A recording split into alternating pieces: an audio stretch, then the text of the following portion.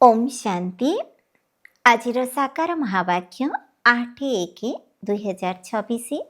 मधुर संतान माने केबे हेले मिथ्या अहंकार आस नाही। एही रथर मध्य पूरा पूरा सम्मान रख। प्रश्न, तुम मानक मध्य पद्मापदम भाग्यशाली किए एवं दुर्भाग्यशाली किए? उत्तर, जहाँकर चालीचलन देवता तुल्य, जे माने समस्त को सुख देउछन्ति सेही माने ही पद्मापदम भाग्यशाली एवं जे माने फेल होई जिवे सेमानंकु कहाजिव दुर्भाग्यशाली। केही केही तो महान दुर्भाग्यशाली होई समस्त को दुख दे चलीछन्ति, सुख देवा जानी ही नाहंती। बाबा कहउछन्ति पिला माने निजर भल भावरे जत्न निय, समस्त को सुख दिय एवं योग्य हुआ। ओम शांति। आत्मिक पिता बसी आत्मिक संतान मानक बुझाउछन्ति तुमे माने पाठशाला बसी उच्च पद पाउछ। मनरे जानुछ आमे बहुत उच्चर उच्च स्वर्गर पद पाउछु। एपरि संतान मानक तो बहुत खुशी हेबा दरकार। जदिओ समस्तंकर निश्चय थिब किंतु समस्ते तो एकापरि होई परिबे नाही। नंबर तो प्रथम शेष पर्यंत रही ना। परीक्षा रे मध्य प्रथम शेष नंबर पर्यंत रही थांती। कई फेल कई पास मध्य होई थांती। तेबे समस्ते निज मन को पचार, बाबा मते एते उच्च पद करुछन्ति, बाबा मते एते उच्च करुछन्ति, मु केते योग्य होईछि, अमुक ठारु भल होईछि ना कम? एहा हेउछि पाठपढ़ा। देखा जाए जदि केही कौनसी विषय दुर्बल थांती तेबे से तलकु चली जाई थांती। श्रेणीर मॉनिटर होइतिले मध्य कौनसी विषय जदि दुर्बल थिबे तेबे से तलकु खसीजिबे। क्वचित केही केही वृत्ति पाई थांती। सेहीपरि एहा मध्य स्कूल अटे। तुमे माने जानिछ जे आमे माने समस्ते पाठ पढुछु। एतिरे प्रथम कथा हेउछि पवित्रता। पवित्र हेबा पई बाबांकु डाकिछ ना? जदि दृष्टि विकारी रहुथिबो तेबे निजे अनुभव करुथिबे। बाबांकु लेखुछन्ति बाबा मु एही विषय दुर्बल अछि। विद्यार्थीर बुद्धिरे एकथा निश्चित रही थाए, मु अमुक विषय बहुत दुर्बल। केही एपरि मध्य भाबन्ति जे मु फेल होइजिबि। एतिरे प्रथम नंबर रे विषय होछि पवित्रता। बहुत लेखुछन्ति बाबा मु हारिगली तेबे तांको कोन कुहाजिबो? तांको मनरे आसुछि एबे मु आ उपरकु चढ़ी पारिबि नाही। तुमे माने पवित्र दुनियार स्थापना करुछ, एहा तुमर लक्ष्य एवं उद्देश्य अटे। बाबा कहउछन्ति पिला माने मते मने पकाओ एवं पवित्र हुआ, तेबे जाई लक्ष्मीनारायणकर वंश को जाई पारिबो। शिक्षक तो जानी पारुथिबे जे ए उच्च पद पाई पारिबो नाही ना नाही, से हेउछन्ति परम शिक्षक। एही दादा मध्य स्कूल ले पाठ पढ़िछन्ति ना? केही छात्र जदि खराब काम करिले तेबे शिक्षकंकु दंड देबाको पड़ी थाए। आगरु बहुत कठोर दंड दिया जाउथिला, एबे दंड कम होई जाइछि, तेनु छात्र माने अधिक बिगिड़ी जाउछन्ति। आजिकाली छात्र माने केते हंगामा करुछन्ति। छात्र मानकु न्यू ब्लड बोली कहा जाउछि ना? से माने देख कौन करुछन्ति, निया लगाई निजर जवानी देखाउछन्ति। एहा हेउछि आसुरी दुनिया। जवान छात्र माने बहुत खराब होई जाउछन्ति। सेमानंक दृष्टि बहुत विकारी होई जाइछि। देखिबाकु तो बहुत भल जना पड़ुछन्ति। जेपरि कहा जाए ईश्वरंक आदि अंत जानी हेबो नाही, सेहीपरि तांकर मध्य अंत जानी हेबो नाही। ये केउ प्रकारर मनुष्य? हाँ, ज्ञान विषय बुद्धिरु जना जाए जे ये किपरि पढ़ुछन्ति, एहांकर चलणी किपरि। केही तो एपरि कथाबार्ता करुछन्ति जेपरि मुखरु फूल बाहारुछि, केही तो पुणी पत्थर बाहरिबा भली कथा कहउछन्ति। देखिबाकु बहुत भल पॉइंट्स आदि लेखुछन्ति किंतु बुद्धि पत्थर। बाहरर शो बहुत रही, माया मध्य बहुत शक्तिशाली। सेतिपाई गायन रही आश्चर्यवत शुणती, निजको शिव बाबांकर संतान कहती, अन्य को मध्य शुणाती, पुणी पलाई जाइथांती अर्थात विश्वासघातक हो जाती। एपरि नुहे जे जो माने बुद्धिमान से माने विश्वासघातक हुअंती नाही। भल भल बुद्धिमान संतान माने मध्य विश्वासघातक हो जाती। सेही सेमानंक भितरे मध्य एपरि होइथाए, उड़ाजाहाज सहित अन्य देश को चली जाती। एठारे मध्य सेहीपरि हेउछि। स्थापना कार्य बहुत मेहनत लागुछि। पिलामानंकु पाठ पढ़िबारे एवं शिक्षकों को पाठ पढ़ाइबारे मध्य मेहनत लागुछि। देखा जाउछि ए समस्तंकर पाठ पढ़ारे बाधा सृष्टि करुछन्ति, पढ़ु नाहंती। तेबे स्कूल ले तांकु हंटर को लगाई थांती। ये तो आमर बाबा बाबा किछि हेले कहु नाहंती। ବାବାଙ୍କ ପାଖରେ ଏପରି ଆଇନ ନାହିଁ। ଏଠାରେ ତ ବିଲକୁଲ ଶାନ୍ତ ରହିବାକୁ ପଡ଼ିଥାଏ। ବାବା ତ ସୁଖଦାତା, ପ୍ରେମର ସାଗର ଅଟନ୍ତି। ତେଣୁ ପିଲାମାନଙ୍କର ଚାଲିଚଳଣି ମଧ୍ୟ ଏହିପରି ହେବା ଦରକାର ନା, ଯେପରି ଦେବତାମାନଙ୍କର। ତୁମମାନଙ୍କୁ ବାବା ସବୁବେଳେ କହୁଛନ୍ତି ତୁମେମାନେ ପଦମାପଦମ ଭାଗ୍ୟଶାଳୀ ଅଟ। କିନ୍ତୁ କେତେକ ସନ୍ତାନ ପଦମାପଦମ ଦୁର୍ଭାଗ୍ୟଶାଳୀ ମଧ୍ୟ ହୋଇଯାଉଛନ୍ତି। ଯିଏ ଫେଲ୍ ହୋଇଯାଉଛନ୍ତି ତାଙ୍କୁ ଦୁର୍ଭାଗ୍ୟଶାଳୀ କୁହାଯିବ ନା। ବାବା ଜାଣିଛନ୍ତି ଶେଷ ପର୍ଯ୍ୟନ୍ତ ଏହିଭଳି ହୋଇ ଚାଲିବ। କେହି କେହି ମହାନ ଦୁର୍ଭାଗ୍ୟଶାଳୀ ମଧ୍ୟ ନିଶ୍ଚିତ ହେବେ। ଚଳଣି ଏପରି ହୋଇଥାଏ ଯାହାଦ୍ୱାରା ଜଣାଯାଏ ଯେ ଇଏ ଏହି ଜ୍ଞାନ ମାର୍ଗରେ ରହିପାରିବେ ନାହିଁ। ଇଏ ଏତେ ଶ୍ରେଷ୍ଠ ହେବାର ଯୋଗ୍ୟ ନୁହନ୍ତି। ସମସ୍ତଙ୍କୁ ଦୁଃଖ ଦେଉଛନ୍ତି, ସୁଖ ଦେବା ଜାଣିନାହାନ୍ତି। ତେଣୁ ତାଙ୍କର ଅବସ୍ଥା କ'ଣ ହେବ? ବାବା ସବୁବେଳେ କହୁଛନ୍ତି ପିଲାମାନେ ନିଜକୁ ଭଲ ଭାବରେ ସମ୍ଭାଳ। ଏହା ମଧ୍ୟ ଡ୍ରାମା ଅନୁସାରେ ହେବାର ଅଛି। ଲୁହାଠାରୁ ମଧ୍ୟ ଆହୁରି ହୀନ ହୋଇଯାଉଛନ୍ତି। ଭଲ ଭଲ ପିଲାମାନେ ମଧ୍ୟ କେବେ ଚିଠି ଲେଖୁନାହାନ୍ତି। ବିଚାରାମାନଙ୍କର ଅବସ୍ଥା କ'ଣ ହୋଇଥିବ? ବାବା କହୁଛନ୍ତି ମୁଁ ସମସ୍ତଙ୍କର କଲ୍ୟାଣ କରିବା ପାଇଁ ଆସିଛି। ଆଜି ସମସ୍ତଙ୍କର ସଦ୍ଗତି କରୁଛି, କାଲି ପୁଣି ଦୁର୍ଗତି ହୋଇଯାଉଛି। ତୁମେମାନେ କହୁଛ ଆମେ କାଲି ବିଶ୍ୱର ମାଲିକ ଥିଲୁ, ଆଜି ଗୁଲାମ ହୋଇଯାଇଛୁ। ଏବେ ସମସ୍ତ କଳ୍ପବୃକ୍ଷର ଜ୍ଞାନ ତୁମମାନଙ୍କ ବୁଦ୍ଧିରେ ଅଛି। ଏହା ଏକ ବିଚିତ୍ର ବୃକ୍ଷ, କିନ୍ତୁ ମନୁଷ୍ୟମାନଙ୍କୁ ଏକଥା ମଧ୍ୟ ଜଣା ନାହିଁ।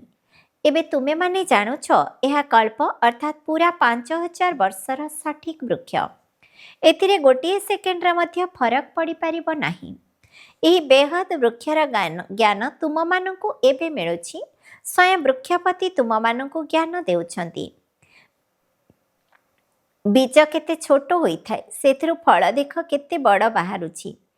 ଏହା ପୁଣି ବିଚିତ୍ର ବୃକ୍ଷ, ଏହାର ବୀଜ ବହୁତ ଛୋଟ। ଆତ୍ମା କେତେ ଛୋଟ, ବାବା ମଧ୍ୟ ବହୁତ ଛୋଟ, ଯାହାକୁ ଏ ଆଖି ଦ୍ୱାରା ଦେଖିପାରିବ ନାହିଁ।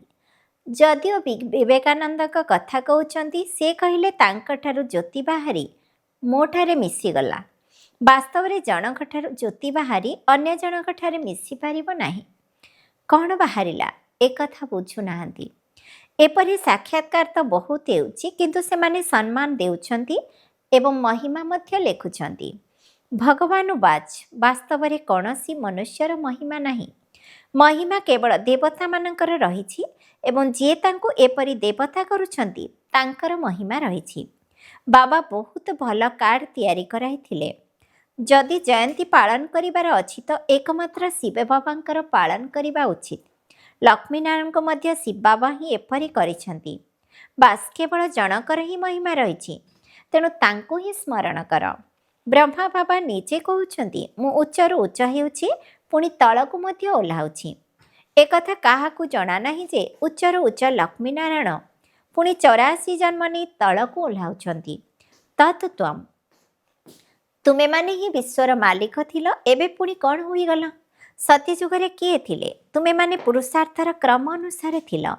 ରାଜା ରାଣୀ ମଧ୍ୟ ଥିଲେ। ସେମାନେ ସୂର୍ଯ୍ୟବଂଶୀ ଚନ୍ଦ୍ରବଂଶୀ ରାଜଧାନୀରେ ଥିଲେ।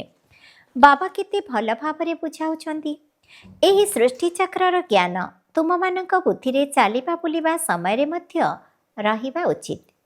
ତୁମେମାନେ ଚୈତନ୍ୟ ଲାଇଟ୍ ହାଉସ୍ ଅର୍ଥାତ୍ ବତୀଘର ଅଟ। ତୁମମାନଙ୍କ ବୁଦ୍ଧିରେ ସମସ୍ତ ଜ୍ଞାନ ରହିବା ଉଚିତ। କିନ୍ତୁ ଏବେ ସେହି ଅବସ୍ଥା ହୋଇନାହିଁ, ପରେ ହେବ।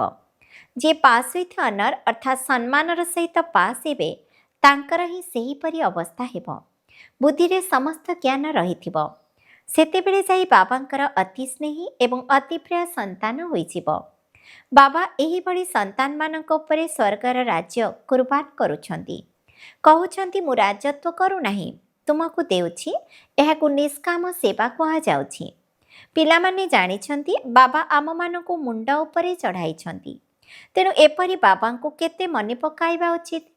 ଡ୍ରାମା ମଧ୍ୟ ଏହିପରି ତିଆରି ହୋଇଛି। ବାବା ସଙ୍ଗମ ଯୁଗରେ ଆସି ସମସ୍ତଙ୍କୁ ପୁରୁଷାର୍ଥର କ୍ରମ ଅନୁସାରେ ସଦ୍ଗତି ଦେଉଛନ୍ତି। ପ୍ରଥମ ନମ୍ବରର ଆତ୍ମା ସର୍ବୋଚ୍ଚ ପବିତ୍ର ଏବଂ ଶେଷ ନମ୍ବରର ଆତ୍ମା ସମ୍ପୂର୍ଣ୍ଣ ଅପବିତ୍ର। କିନ୍ତୁ ବାବା ତ ସମସ୍ତଙ୍କୁ ସ୍ନେହର ଶୁଭେଚ୍ଛା ଦେଉଛନ୍ତି। ବାବା କେତେ ଭଲ ଭାବରେ ବୁଝାଉଛନ୍ତି। ତେଣୁ ତୁମମାନଙ୍କ ଭିତରେ କେବେ ହେଲେ ମିଥ୍ୟା ଅହଙ୍କାର ଆସିବା ଉଚିତ ନୁହେଁ। ବାବା କହୁଛନ୍ତି ତୁମମାନଙ୍କୁ ବହୁତ ଖବରଦାର ରହିବାକୁ ହେବ। ରଥର ମଧ୍ୟ ସମ୍ମାନ ରଖିବାକୁ ପଡ଼ିବ। ଏହାଙ୍କ ଦ୍ୱାରା ହିଁ ବାବା ଜ୍ଞାନ ଶୁଣାଉଛନ୍ତି ନା।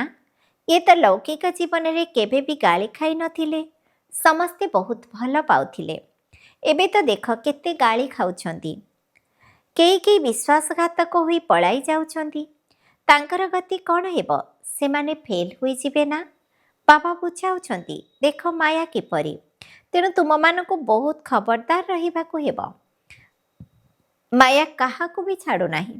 ସବୁ ପ୍ରକାର ନିଆଁ ଲଗାଇ ଦେଉଛି। ବାବା କହୁଛନ୍ତି, ମୋର ସବୁ ସନ୍ତାନ କାମ ଚିତାରେ ବସି କଳା କୋଇଲା ହୋଇଯାଇଛନ୍ତି। ସମସ୍ତେ ତ ସମାନ ନୁହନ୍ତି ନା, ସମସ୍ତଙ୍କର ଏକାଭଳି ପାଠ ରହିଛି। ଏହାର ନାମ ବେଶ୍ୟାଳୟ କେତେଥର କାମଚିତା ଉପରେ ଚଢ଼ିଥିବେ। ରାବଣ ମଧ୍ୟ କେତେ ଶକ୍ତିଶାଳୀ, ମନୁଷ୍ୟମାନଙ୍କର ବୁଦ୍ଧିକୁ ହିଁ ପତିତ କରିଦେଉଛି। ଏଠାକୁ ଆସି ବାବାଙ୍କଠାରୁ ଶିକ୍ଷା ନେଇ ମଧ୍ୟ ଏପରି ହୋଇଯାଉଛନ୍ତି। ତେବେ ବାବାଙ୍କ ସ୍ମୃତି ବିନା କ୍ରିମିନାଲ ଦୃଷ୍ଟି କେବେ ହେଲେ ବଦଳି ପାରିବ ନାହିଁ। ସେଥିପାଇଁ ସୂରଦାସଙ୍କର କାହାଣୀ ରହିଛି। ବାସ୍ତବରେ ତାହା ଏକ କାହାଣୀ, ତଥାପି ବାବା ଏହାର ଦୃଷ୍ଟାନ୍ତ ଦେଉଛନ୍ତି। ଏବେ ତୁମମାନଙ୍କୁ ଜ୍ଞାନର ତୃତୀୟ ନେତ୍ର ମିଳିଛି। ଅଜ୍ଞାନ ଅର୍ଥ ଅନ୍ଧକାର। କଥାରେ କହିଥାନ୍ତି ନା, ତୁମେ ତ ଅଜ୍ଞାନୀ ଅନ୍ଧ ଅଟ। କିନ୍ତୁ ବାସ୍ତବରେ ଜ୍ଞାନ ତ ଗୁପ୍ତ, ଏଥିରେ କିଛି କହିବାର ନାହିଁ। ଗୋଟିଏ ସେକେଣ୍ଡରେ ସମସ୍ତ ଜ୍ଞାନ ଆସିଯାଉଛି। ଏହା ସବୁଠାରୁ ସହଜ ଜ୍ଞାନ। କିନ୍ତୁ ଶେଷ ପର୍ଯ୍ୟନ୍ତ ମାୟାର ପରୀକ୍ଷା ଚାଲିଥିବ। ବର୍ତ୍ତମାନ ତ ଅନେକ ପ୍ରକାର ତୋଫାନ ଭିତରେ ଅଛ। ଯେତେବେଳେ ପକ୍କା ହୋଇଯିବ ସେତେବେଳେ ଏତେ ତୋଫାନ ଆସିବ ନାହିଁ କିମ୍ବା ତଳକୁ ମଧ୍ୟ ଖସିବ ନାହିଁ। ପୁଣି ଦେଖିବ ତୁମର ବୃକ୍ଷ କେତେ ବୃଦ୍ଧିପ୍ରାପ୍ତ ହେବ। ନାମାଚାର ତ ନିଶ୍ଚୟ ହେବ। ବୃକ୍ଷ ତ ବଢ଼ୁଛି। ଅଳ୍ପ ଟିକିଏ ବିନାଶ ହେଲେ ବହୁତ ଖବରଦାର ହୋଇଯିବେ। ପୁଣି ସମସ୍ତେ ଯୋଗଯୁକ୍ତ ହୋଇ ରହିବେ। ଜାଣିଯିବେ ସମୟ ବହୁତ କମ୍ ଅଛି। ବାବା ତ ବହୁତ ଭଲ ଭାବରେ ବୁଝାଉଛନ୍ତି। କହୁଛନ୍ତି ପରସ୍ପର ମଧ୍ୟରେ ବହୁତ ସ୍ନେହର ସହିତ ଚାଲ। କାହାକୁ ଆଖି ଦେଖାଅ ନାହିଁ। କ୍ରୋଧର ଭୂତ ଆସିଲେ ଚେହେରା ହିଁ ଏକଦମ ବଦଳି ଯାଇଥାଏ। ତୁମକୁ ତ ଲକ୍ଷ୍ମୀନାରାୟଣଙ୍କ ସଦୃଶ ଚେହେରା କରିବାକୁ ପଡ଼ିବ। ଲକ୍ଷ୍ୟ ଏବଂ ଉଦ୍ଦେଶ୍ୟ ତ ତୁମମାନଙ୍କ ସମ୍ମୁଖରେ ରହିଛି। ସାକ୍ଷାତକାର ଶେଷ ସମୟରେ ହେବ, ଯେତେବେଳେ ତୁମେମାନେ ଟ୍ରାନ୍ସଫର ହେବ। ଯେପରି ଆରମ୍ଭରେ ସାକ୍ଷାତକାର ହୋଇଥିଲା, ଅନ୍ତିମ ସମୟରେ ମଧ୍ୟ ସେହି ପାଠ ଦେଖିବ। ତୁମେମାନେ ବହୁତ ଖୁସିରେ ରହିବ। ମରୁଆ ମଉତ ମଲ୍ଲୁକା ଶିକାର, ଅର୍ଥାତ୍ କାହାର ସର୍ବନାଶ ତ ଆଉ କାହାର ପୌଷ ମାସ। ପଛକୁ ବହୁତ ଦୃଶ୍ୟ ଦେଖିବାର ଅଛି। ତେବେ ତ ପଶ୍ଚାତାପ କରିବେ ନା, ମୁଁ ଏପରି କରିଲି, ପୁଣି ତାଙ୍କୁ ବହୁତ ଦଣ୍ଡ ଭୋଗିବାକୁ ପଡ଼ିବ।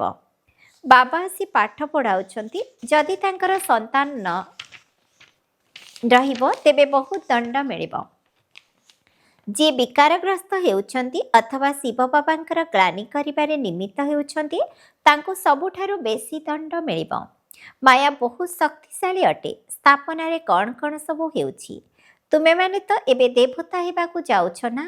ସତ୍ୟଯୁଗରେ ଅସୁର ଇତ୍ୟାଦି ରହିବେ ନାହିଁ। ଏସବୁ ସଙ୍ଗମ ଯୁଗର କଥା। ଏଠାରେ ବିକାରୀ ମନୁଷ୍ୟମାନେ ପରସ୍ପରକୁ କେତେ ଦୁଃଖ ଦେଉଛନ୍ତି।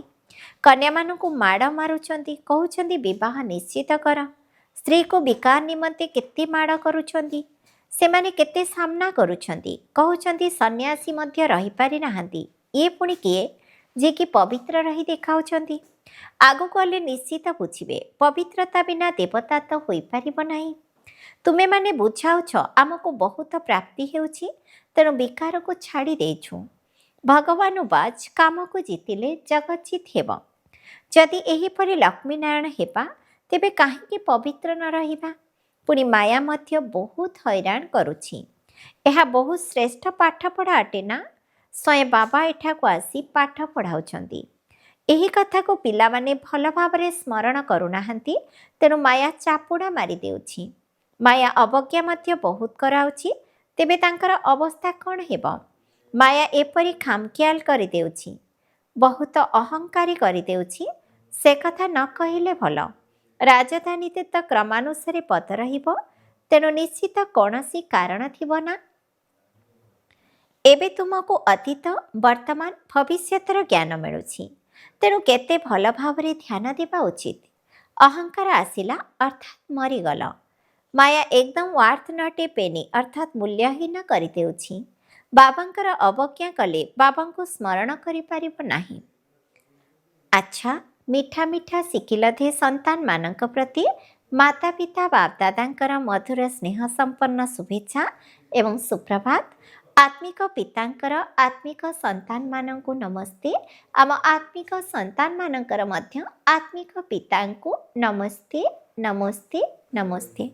ଧାରଣା ପାଇଁ ମୁଖ୍ୟ ସାରାଂଶ 1 ନମ୍ବର, ପରସ୍ପର ମଧ୍ୟରେ ବହୁ ସ୍ନେହର ସହିତ ଚାଲିବାକୁ ହେବ। କେବେ ବି କ୍ରୋଧରେ ଆସି ପରସ୍ପରକୁ ଆଖି ଦେଖାଇବାର ନାହିଁ, ବାବାଙ୍କର ଅବଜ୍ଞା କରିବାର ନାହିଁ। 2 ନମ୍ବର, ପାସ୍ ୱିଥ୍ ଅନର ଅର୍ଥାତ୍ ସମ୍ମାନର ସହିତ ଉତ୍ତୀର୍ଣ୍ଣ ହେବା ପାଇଁ ପାଠପଢ଼ାକୁ ବୁଦ୍ଧିରେ ରଖିବାକୁ ହେବ। ଚୈତନ୍ୟ ଲାଇଟ୍ ହାଉସ୍ ଅର୍ଥାତ୍ ବତୀଘର ହେବାକୁ ପଡ଼ିବ। ଦିନରାତି ବୁଦ୍ଧିରେ ଜ୍ଞାନର ଚିନ୍ତନ କରିବାକୁ ହେବ। ବରଦାନ, ସର୍ବଶକ୍ତିମାନ ପିତାଙ୍କର କ୍ଷମତା ଦ୍ୱାରା ପ୍ରତ୍ୟେକ କାର୍ଯ୍ୟକୁ ସହଜ କରୁଥିବା ସର୍ବଦା ଅଟଳ ନିଶ୍ଚୟ ବୁଦ୍ଧି ହୁଅ। ଆମେ ସମସ୍ତଙ୍କଠାରୁ ଶ୍ରେଷ୍ଠ ସର୍ବଶକ୍ତିମାନ ପିତାଙ୍କର କ୍ଷମତା ଦ୍ୱାରା ସବୁ କାର୍ଯ୍ୟ କରୁଛୁ। ଏହି ନିଶ୍ଚୟ ଏତେ ଅଟଳ ରହିଥାଉ ଯାହାକୁ କେହି ବି ଏହାକୁ ଟଳମଳ କରିପାରିବ ନାହିଁ। ଏହି ନିଶ୍ଚୟ ଆଧାରରେ ଯେତେ ବି ବଡ଼ କାର୍ଯ୍ୟ ହୋଇଥିଲେ ମଧ୍ୟ ତାକୁ ଅତି ସହଜ ଅନୁଭବ କରିବ। ଯେପରି ଆଜିକାଲି ବିଜ୍ଞାନ ଦ୍ୱାରା ଏଭଳି ଯନ୍ତ୍ରପାତି ତିଆରି ହୋଇଗଲାଣି ଯାହାକି କୌଣସି ବି ପ୍ରଶ୍ନର ଉତ୍ତର ଅତି ସହଜରେ ମିଳିଯାଉଛି।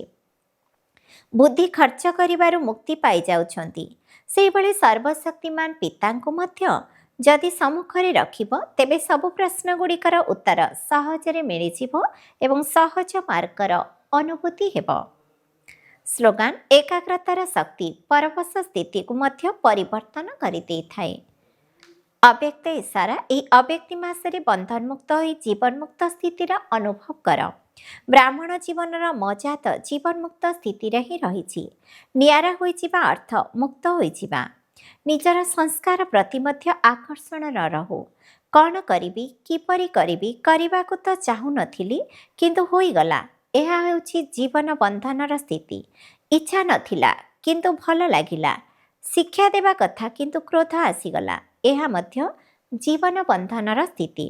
ବ୍ରାହ୍ମଣ ଅର୍ଥାତ୍ ଜୀବନ ମୁକ୍ତ। କେବେ ବି ଏଭଳି କୌଣସି ବନ୍ଧନରେ ବାନ୍ଧି ହୋଇପାରିବ ନାହିଁ। ଓମ୍ ଶାନ୍ତି।